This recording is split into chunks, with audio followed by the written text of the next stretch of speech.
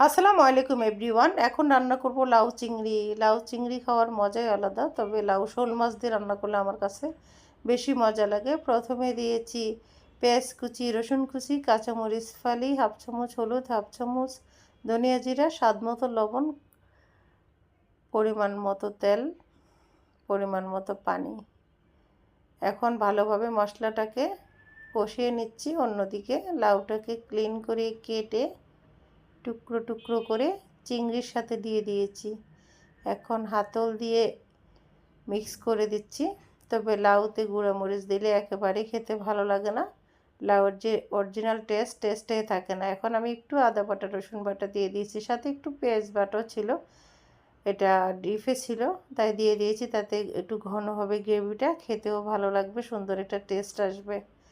এখন দিয়ে দিচ্ছি ধনিয়া পাতা কুচি। আমার লাউ রান্না ডান। এটা হচ্ছে লাউর ফাইনাল লুক।